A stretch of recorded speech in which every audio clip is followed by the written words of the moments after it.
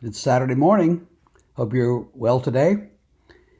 We've reached the end of the Beatitudes, but there's some more verses here in Matthew 5 that are really good. The next couple of verses say, "You are the salt of the earth, but if salt has lost its taste, how shall its saltiness be restored? It's no longer good for anything except to be thrown out and trampled under people's feet." What in the world could Jesus mean by that? This salt of the earth phrase has always confused me a little bit because I'd be around people and they'd say, "Oh yeah, he's great, he's salt of the earth." And I'd always be thinking, what does that mean? Well, it means something like good, honest folk, just good people. Honest, dependable, reliable, moral. You're not going to hear any junk from his mouth. He's not going to mistreat you. He's not going to run around at night and stuff. He's just a good, honest person. Well, I think we all want to be that way. And Jesus says, yeah, that's how you are. Now, let's take a little more context. In Jesus' day, salt was a kind of luxury item. You needed it to preserve things. They would, rub it on meat and keep the meat relatively fresh since they didn't have refrigeration. So they'd use salt.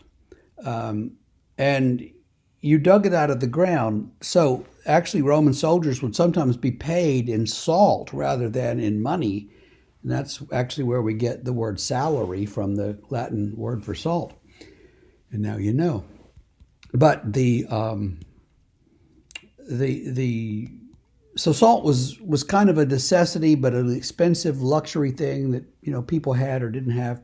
Salt of the earth. Now, of the earth kind of reminds us of the Anoim, the people of the land, the people of the earth who live out there in the earth and struggle to make their living off the earth.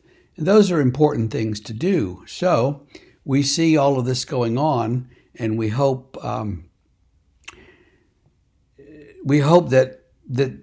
these things connect. So you're salt of the earth. You're good people from the land among the earth, and he kind of includes the poor in that way. But if salt has lost its saltiness, whatever exactly that would be, what good is it? It's no good. You just throw it away. It's just powder. So you just throw it out and let it be in the pathway, which is another kind of strange thing. So Jesus says, you're salt of the earth. Now, what does salt do?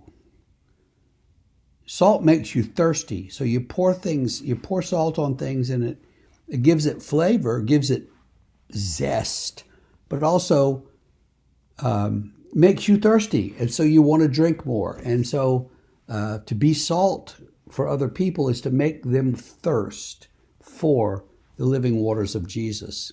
So we are the salt of the earth, he says. Let's preserve that saltiness and preserve the truth and also make people thirsty for it.